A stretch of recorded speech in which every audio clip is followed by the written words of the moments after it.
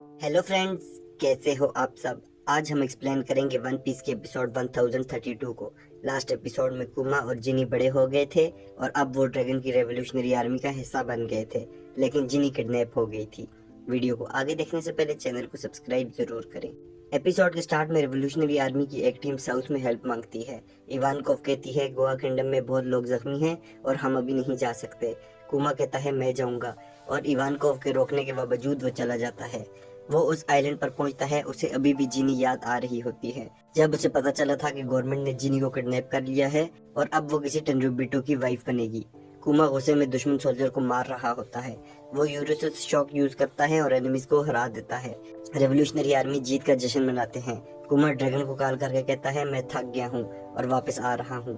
2 साल गुजर जाते हैं और हम शिप पर एक मॉम को अपनी बेटी के साथ देखते हैं। वो अपनी बेटी से कहती है हम पहुंचने वाले हैं बोनी। इवानकोव कुमा को बताता है कि जिनी की कॉल आई है और वो सब जल्दी वहां जाते हैं। जिनी कुमा से कहती है मैं बीमार हो गई थी तो उन्होंने मुझे होली लैंड से निकाल दिया। मैं अब तुमसे मिलना चाहती हूँ लेकिन ऐसा हो नहीं सकता, मैं मरने वाली हूँ। कुमा कहता है मैं अभी तुम्हें बचाऊंगा और वहां से चला जाता है और सोचता है सिर्फ एक ही जगह है जहां वो जा सकती है।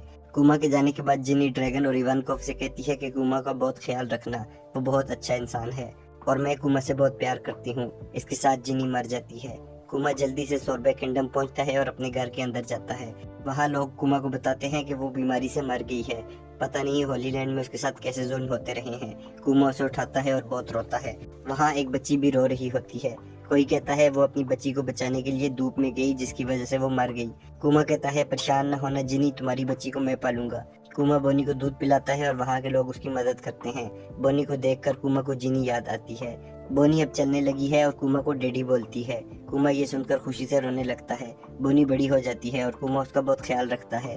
कुमा एक दिन मिशन से वापस आता है तो बोनी के फेस पर एक स्टोन का निशान आ गया होता है। क्योंकि इस बीमारी में धूप से बचना होता है तो कुमा घर की सारी खिड़कियां बंद कर देता है।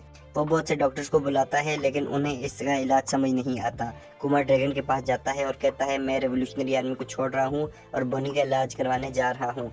ड्रैगन उसे जाने देता है। प्रेजेंट स्टोरी से 7 साल पहले जब बोनी 5 साल की हो गई थी, वो बच्चों को बुली कर रही थी और वो भागकर धूप में चले जाते हैं। कुमा उसे रोकता है और कहता है अभी बाहर नहीं जाना। बोनी कहती है रोना तो बंद करो। बोनी सोचती है मेरे फेस पर जो पत्थर है इससे मैं बहुत बदसूरत हूँ। तो कुमा कहता है तुम इससे और भी खूबसूरत लग रही हो। कुमा बोनी से पूछता है अगर तुम किसी जगह जाना चाहो तो वो कौन सी जगह होगी। वो बोलती है मैं स्काई आइलैंड देखना चाहती हूँ, क्या पता वहाँ निका भी हो। कुमा और बोनी वहाँ निका डांस करते हैं।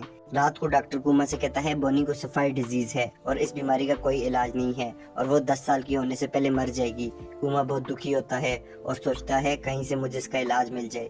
कुमा अंदर आता है तो बोनी कहती है मैंने सुन लिया, जब मैं 10 साल की होंगी तो क्या होगा। कुमा कहता है डॉक्टर ने बताया है जब तुम 10 साल की होगी तो ठीक हो जाओगी।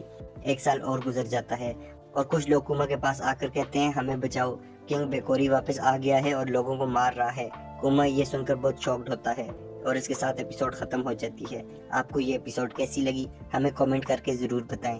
Thanks for watching, please subscribe.